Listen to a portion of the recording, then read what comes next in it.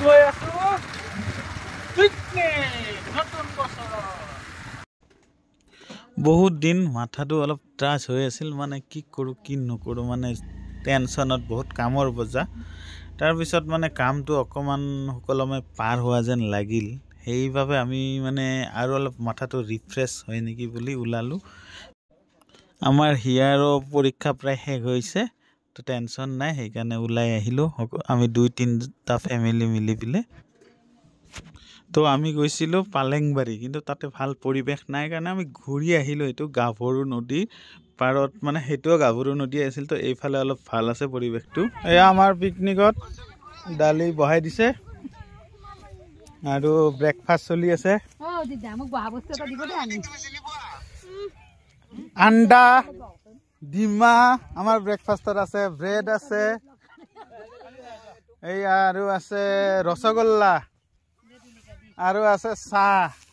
এইয়া অজিত দাই চাহ খাই আছে, ডিমা খাই আছে। এইসকল আমি গোটেইবিলাক আহিছোঁ, তো পিকনিক খাই আছোঁ। পিকনিক আৰম্ভ হৈ গৈছে। এয়া চাওক, এইবিলাক পিঁয়াজ আৰু মাংস অলৰেডি উবালি আছে আৰু ইয়াতে চালাড বনাই আছে।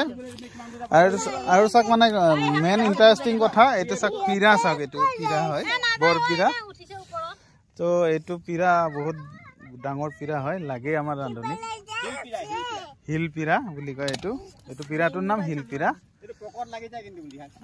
এইটো মানে অলপ টাইট হয় আৰু আৰু এইবিলাক আছে। এইটো আমাৰ পুলকৰ মিছেছ, সৰুটো আহিছে।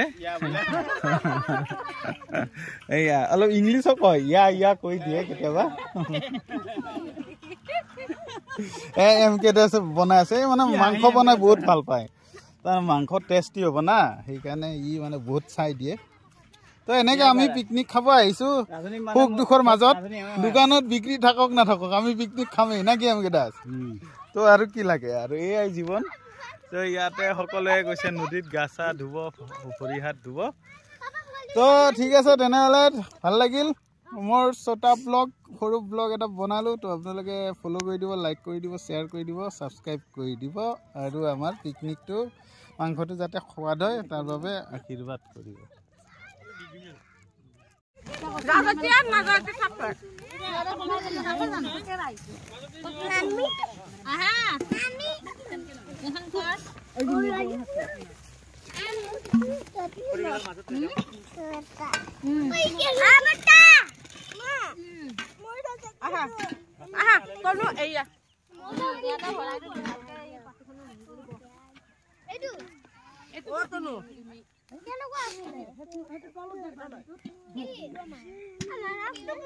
যাবলৈ ৰেডি, আমি পিকনিক খালোঁ আৰু এতিয়া সকলোৱে ৰেডি হৈ আছে।